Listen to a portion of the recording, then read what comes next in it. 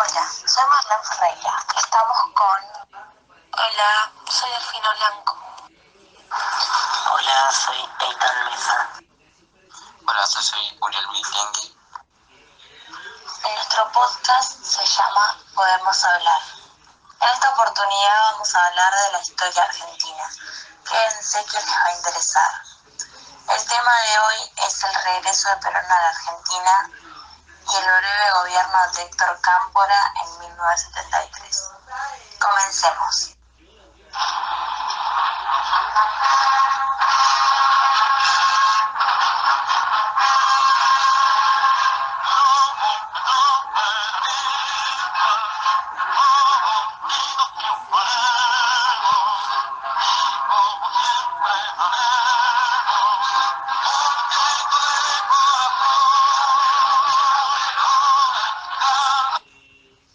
Ya estamos de nuevo con ustedes, así que mi compañera Delfina les contará este hecho histórico. Te escuchamos, Delfina. ¿De qué se trata este tema? Bien, como acabamos de ver, en estos años el país estaba convulsionado y en la escena política actuaban diversos grupos, varios de ellos profundamente enfrentados entre sí.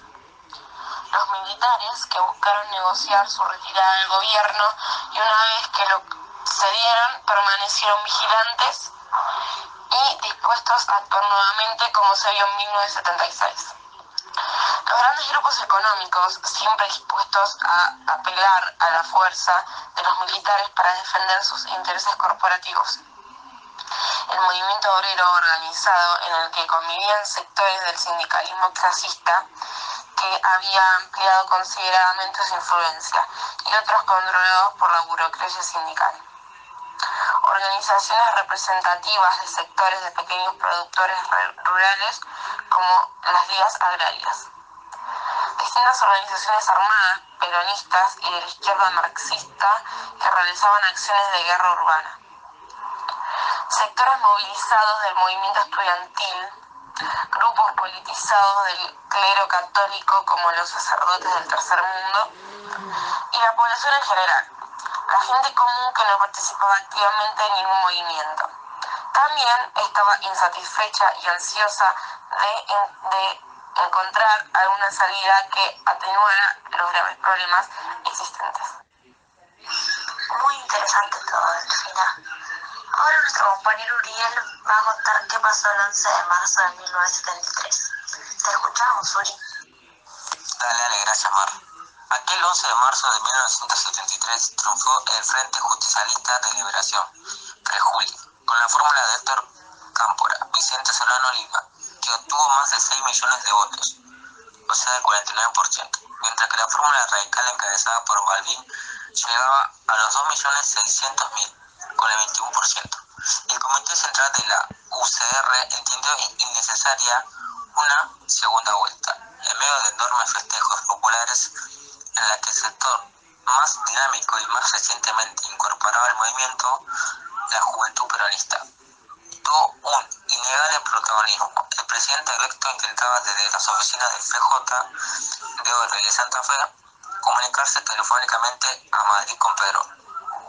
Hola, señora Isabel, estamos aquí reunidos con todos los peronistas argentinos y extranjeros.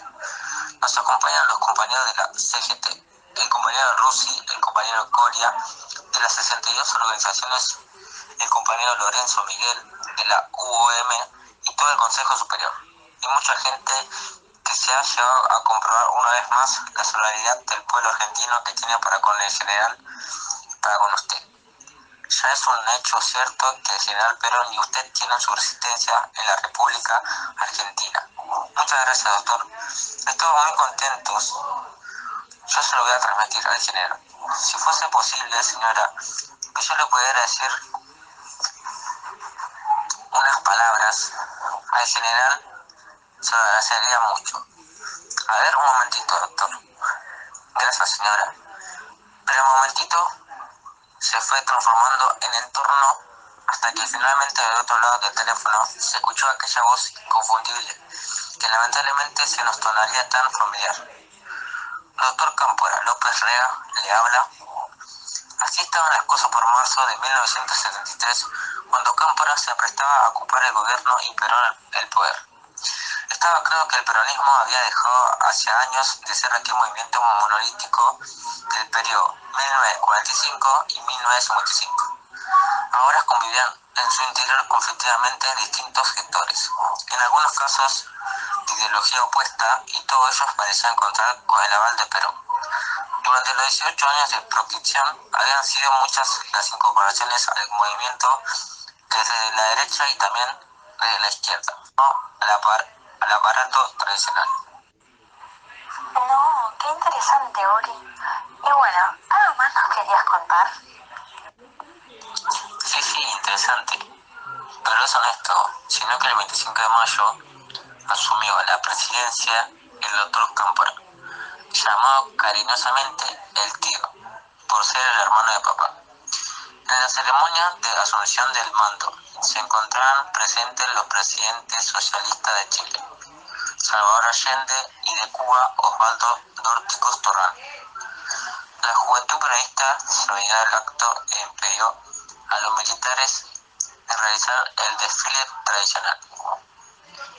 Mientras coreaban se van y nunca volverán, imaginaban en aquella tarde de mayo de 1973, bajo aquel cielo cargado de esperanza, que aquella nefasta alianza entre el poder económico más concentrado, la jerarquía eclesiástica y el autoritarismo cívico-militar no tendría nunca más cabida en Argentina. Perfecto, muchas gracias, Uri. Bueno, Eitan, comentanos algo más sobre este hecho histórico. El gobierno de Cámpora duró apenas 49 días, del 25 de mayo al 13 de julio de 1973. Su gobierno no llegó a durar ni 2 meses. Aún así, este se caracterizó por la búsqueda de acuerdos políticos y sociales, tanto dentro como fuera del peronismo. El pacto social entre el gobierno, los sindicatos y los empresarios fue una de sus medidas más destacadas. Qué interesante, Eitan. Bueno, ahora voy a contar un poco yo también de lo que pasó en este hecho histórico. El 11 de marzo de 1973, después de casi 18 años de proscripciones, el pueblo argentino pudo finalmente expresarse libremente en las urnas, poniendo fin a una dictadura en la que únicamente puede calificarse como dicta blanda en comparación con los horrores vividos a partir de 1976. Pero la autodenominada Revolución Argentina, inaugurada a la fuerza aquel 28 de junio de 1966 por el general Longanía y apoyada por los principales grupos de poder y recordados comunicadores sociales, no le faltaron las desapariciones, los bastones largos, la censura y las torturas, los fusilamientos y los planes económicos que hacían el beneplácito de los organismos internacionales y determinaban el deterioro de las condiciones de vida de la mayoría de los argentinos. El sueño eterno de Onganía comenzó a hacerse pedazos a partir del Cordobazo, cuando el ejército, a través de su jefe, el general Alejandro Agustín Lanús, comenzó a presionar al general presidente para que compartiera las decisiones políticas con las Fuerzas Armadas y tomara conciencia de la gravedad de la situación nacional. En ella ya no cabía su proyecto de dictadura autoritaria y paternalista, sin plazo según el modelo del caudillo de España por la gracia de Dios, Francisco Franco. El secuestro y el asesinato del general Aramburu, llevado a cabo por los montoneros, y la incapacidad del gobierno para enclarecer el hecho, fueron el detonante para un nuevo golpe interno. El desprestigio involucró al ejército y el general Lanús optó por permanecer en segundo plano y preservar su figura, designando como presidente en junio de 1970 a Roberto Marcelo Levingston, un general que había estado del lado de los azules, había sido jefe de inteligencia del Estado Mayor Conjunto, era delegado argentino ante la Junta Interamericana de Defensa y cumplía funciones como agregado militar en Washington. Contra todos los pronósticos, Levingston pretendió construir un movimiento político y propio y tomar distancia del general Lanús. Durante su breve presidencia se incrementaron las protestas populares y la actividad guerrillera. Perón, desde Madrid, alentaba a los grupos insurgentes y hablaba del socialismo nacional como la solución para los problemas argentinos.